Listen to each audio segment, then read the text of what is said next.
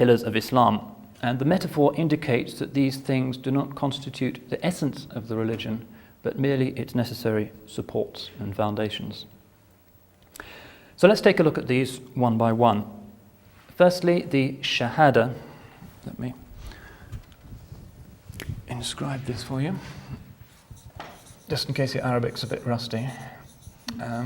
Szachada means testifying, bearing witness. Islam prefers to use this expression to say what might be the Christian equivalent of creed. This reflects the Quranic conviction that religious confidence is not something that is so much acquired as innate. One of the key differences between Muslim and Christian theology is that Islam doesn't accept the idea of original sin. Infants are not born in some sinful state. They are born pure. They are made sinful by their circumstances as they grow up.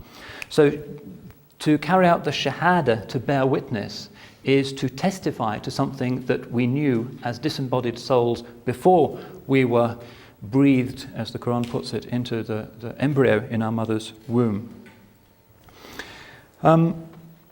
Now this formula, which is probably the most frequently repeated set of words on the planet, is Ashhadu an la ilaha illallah wa ashhadu anna Muhammadan Rasulullah. More simply,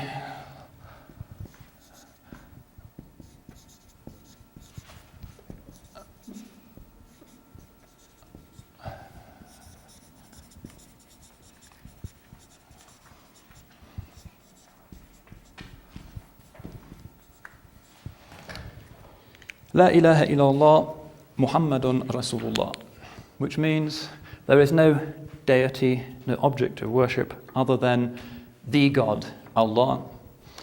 Muhammadun Rasulullah, Muhammad is the messenger of God.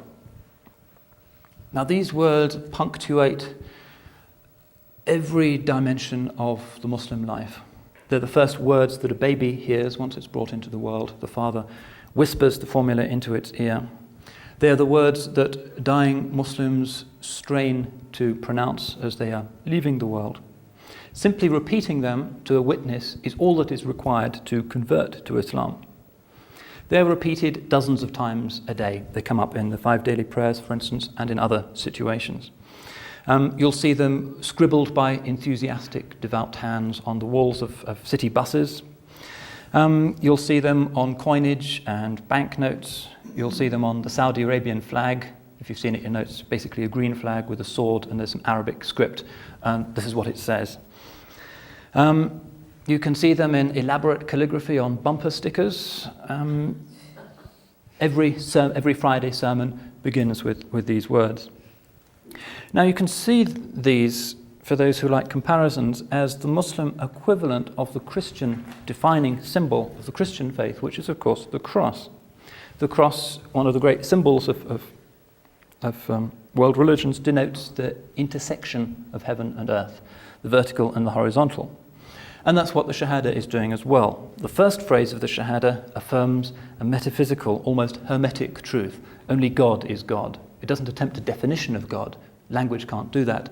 It says there is nothing worthy of worship, nothing worthy of having divinity or ultimate reality attributed to it except the God, except Allah. That's the vertical, metaphysical dimension. And the second is, as it were, the horizontal, which connects the metaphysical to the physical, to the human plane. Muhammadur Rasulullah, Muhammad is the messenger of God. He is the one that connects heaven with earth.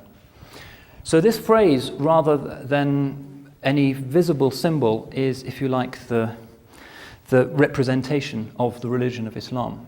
Sometimes people think that the crescent and star are the symbol of the Islamic religion, and they have become so in many Muslim societies. You'll see them on top of minarets, domes, tombs, etc.